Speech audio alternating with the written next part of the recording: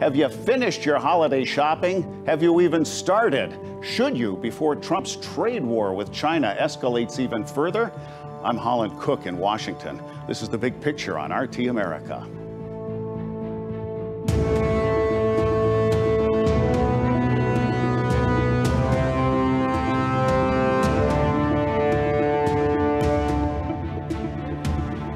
President Trump has ordered stiff tariffs on $200+ billion in Chinese goods effective September 24. Predictably, China retaliated with tariffs on $60 billion in American products.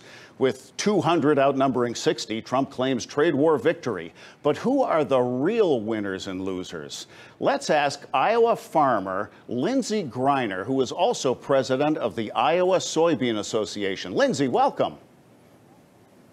Thank you. It's nice to be with you. When we say soy, many who are watching might think soy milk, something other people drink, but they might not realize how many ways they consume soy. Give us some examples. Well, soy is used in cooking oil, it's used in edamame, it's used in soy milk, it's used in soy flour, it's used to make biofuels, it's used in animal feed, and many more uses that I'm probably not even aware of, but it's used in a lot of products. Let's listen to how President Trump explains what's happening. China's going to charge us 25%, or if India's going to charge us 75%, and we charge them nothing, if they're at 50, or they're at 75, or they're at 25, we're going to be at those same numbers. It's called reciprocal. It's a mirror tax. So they charge us 50, we charge them 50. Right now, they'll charge us 50, we charge them nothing. Doesn't work. Tough talk about tariffs is nothing new. American farmers sold more than $12 billion worth of soybeans to China last year. China has stepped up purchases as this tariff talk turned tough. But they're also buying from Brazil and Argentina, two countries which together cannot produce enough to replace our American soy. So, Lindsey, something's got to give. What will this mean to American farmers like you if the tough tariff talk isn't just talk?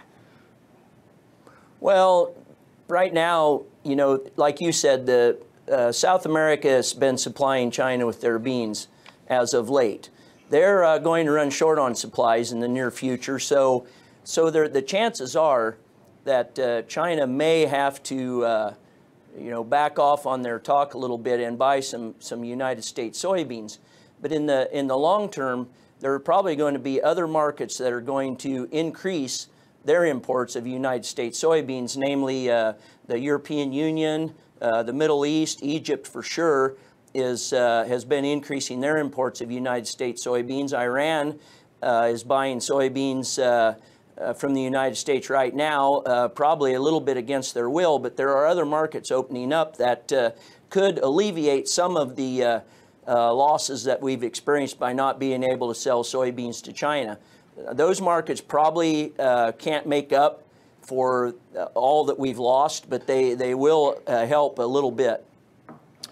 You're in a dark red state there politically in Iowa, and little in life is not political lately. Here come the November elections. How does all this trade war talk influence votes there in Iowa?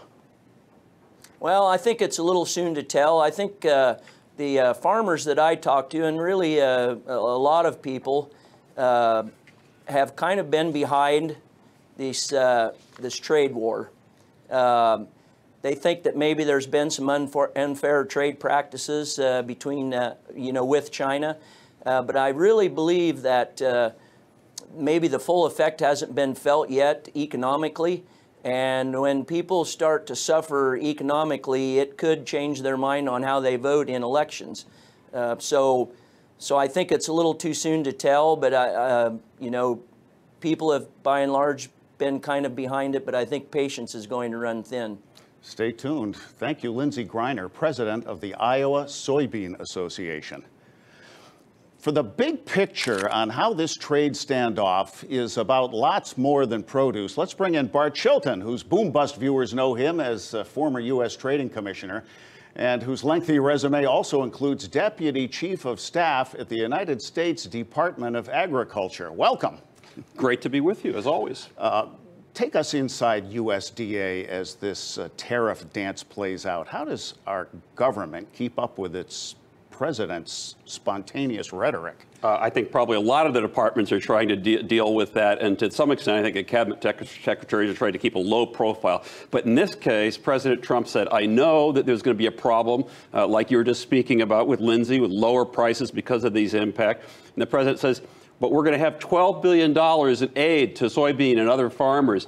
And you know, you have to get Congress to get money, right? There's that purse strings thing, the little nit. But USDA was able to find 6, so half of the $12 billion that the president asked for, and that will somewhat alleviate some of this pressure. I did that back when I was deputy chief of staff at USDA with regard to some problems related to pork, using this acronym called Section 32 ARC.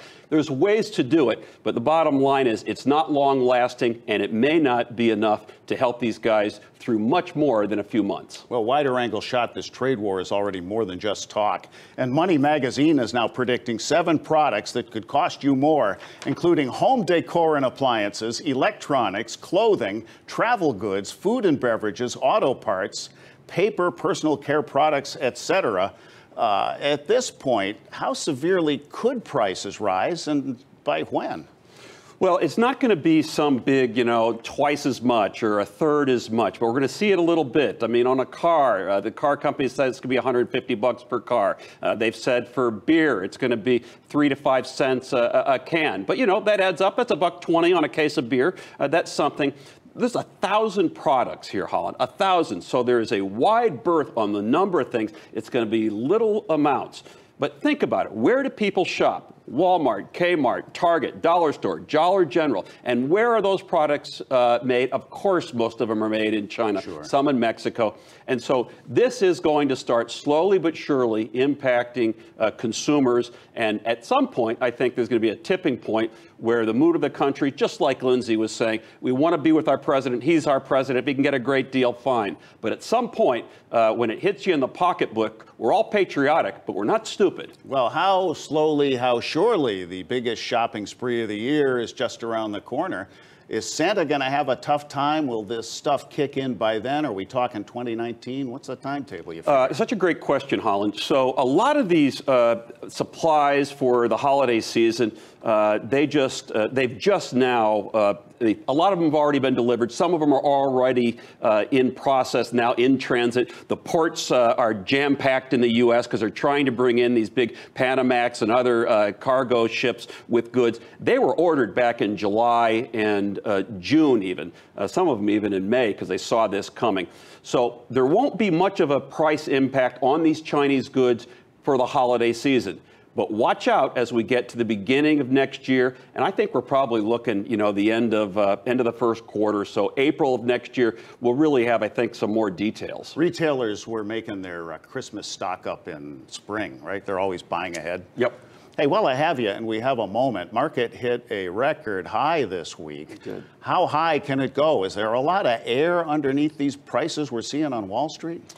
It's sort of like if there were those of us who are concerned about where this trade things go, nobody none of the traders seem to have gotten that memo. I think they believe that there will be a deal, that our deal maker in chief, our DIC, and Mr. Trump will somehow get the job done. And I hope they're right. I'm not optimistic, but I hope they're right, certainly. So traders like to trade. They don't see anything imminent that's going to be a problem. When we get to the end of the year, if these tariffs that you talked about, the $200 billion, if that goes from 10% to 25%, unless there's a deal, the president says that we're going to move to 25%. I think that's going to be a big market mover, and it's going to be a market mover in the huge negative. What about the president's spontaneity? Up is down, down is up, and he could change his mind tomorrow. Is that priced into the market? Does Wall Street get shook?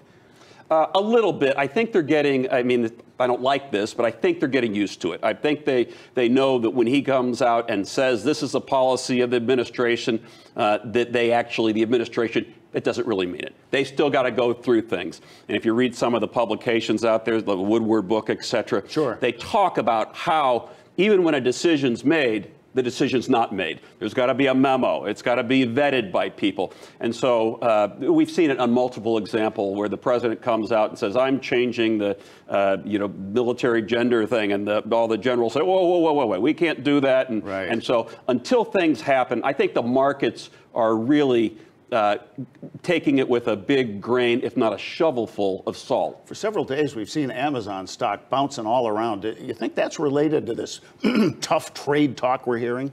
Amazon stock, I think, is dealing with a bunch of things, and there's a big EU investigation now, and I think that's also having an impact. It was just announced yesterday, and we're actually going to be talking about it on our program. And the issue is, and it's very interesting, it's different, Holland, in that everybody's concerned about their information being stolen. You've talked about it on Boom Bust and what happens in Google and Facebook.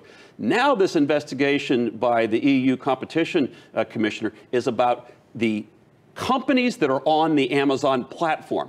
Amazon taking their information and using it to help Amazon. And that's what they're investigating. And I think that's being somewhat reflected in recent days in their stock price. Amazon's ultimate product is information on the buyers. You're 100% right. Thank you, Commissioner Bart Chilton, host of Boom Bust, weekdays at 4 Eastern, worldwide on RT. Thank you, Holland.